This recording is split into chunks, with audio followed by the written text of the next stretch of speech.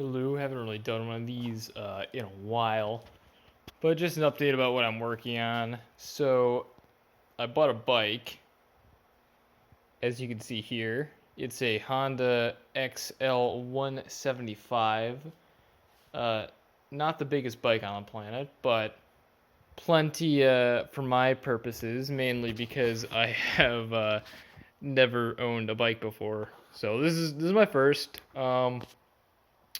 As you can see, it's pretty dirty and shitty. Well, not shitty, I actually like it. But I got it in Indiana from some dude for 450 bucks. It's a farm bike, most definitely. It was last registered in like 1977. This is the plate I got off of it. It was made in 1973. That's what the VIN says at least. And it's honestly not in that bad of shape, comparatively. So, it is definitely a farm bike from all the hack jobs I've found on it so far. The most obvious being these bolts that are just kind of put through the frame there for pegs or something. I'm not quite sure why they've done this, but I'm not that big of a motorcycle guy. So, yeah. And the second most obvious hack is the coil. Now, you might notice something about this coil that should not be. So you see this side, all looks okay, right? You know, it goes spark plug. And then you come to this side, which is just a fucking live wire. So it looks like this is a CB coil. And they couldn't get a coil for it, or they had this lying around and they just put it on the bike. Why? I don't know, but I bought another coil off of eBay, the right coil, for $10.99. So money might not be an issue when it came to that. I don't know what they were doing. He said they put in a new ignition for it. So guess what that is? The seat lock was ground off, and he promised me that it wasn't stolen. It's just since he lost the key, he lost the lock, and I didn't get the title for him because I'm a dumbass and just got a bill of sale. But he had this book, which if you're a normal thief, I don't think you'd buy the shop manual. He had all these. He had a box of parts. I just took off the air filter because I'm trying to clean it. But yeah, it's kind of a mess. Okay, well, I don't see what I was looking for. So, but you could use your imagination with what the seat lock used to be like. It was ground off. So, yeah, I took it all apart. It was apart. Well, it was in one piece when I got it, but now it is taken apart. The gas tank is in way better shape than I thought it would be. I'm pretty happy with that. The gauges are in phenomenal shape. Like, look at them. They're beautiful. They're covered in about 2 inches of dirt, but once I got some Windex and Windexed them off, they're looking pretty good. The one mirror is like this.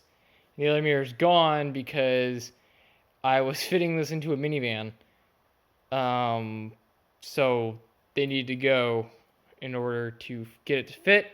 And this one refused to budge, so it's just on there. Same thing, the handlebars were fucked. They were completely destroyed and wrapped together with electrical tape to keep them kind of together. So I bought new ones. They should come in this week, hopefully. So engine cleaned up. It turns over, which is good, you know, so turns over, so it's not super fucked. I have no idea what they've done here with the exhaust. As you might notice, the exhaust looks stock, but then if you look closer, the angle's wrong, and this is supposed to be bolted on. See, these are the holes where the bolts are supposed to be, but it's not. It's shittily welded on. I have no idea what they're doing at that. I've been trying to fuck with the brakes all day, and they're still fucking squishy. So, by all day, I mean, like, the last half hour, because I've been dealing with their shit all day. The tires are obviously dry rotted to all fuck, because they are probably the same tires on it than were on it in 1973 when it came off of the production line. I know I can check, because there's probably the letters on it telling me when it was made, but I haven't because I'm lazy. Someone dropped a paint can on it at some point because the entire rear is filled with paint. So I'm gonna get some lacquer thinner or something and try to get it off, which easily happen. All my signals I have, they're in there. They were taken off. I don't know why. My seat is getting reupholstered right now. It was ripped up, and then someone cut off a tan car seat and kind of wrapped it around it. But I just took it all off, and I sent it to my neighbor who reupholsters stuff, and he's going to get it to me looking nice and brand new. So I got to get this all cleaned up. I got a bunch of parts in the mail to get it working again. I gotta rewire some stuff because it was, really hacked together. And as you might notice, the carburetor's not on it, and that is because I have spent my night cleaning it. My night, last like hour and a half. I got the parts. It's not my bike.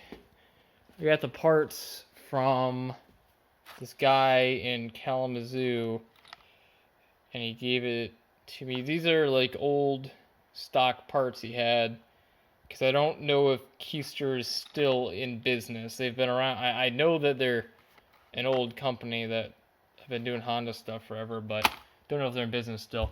So yeah, this is my carb. I got it all nice and clean. Just gotta go put it back on.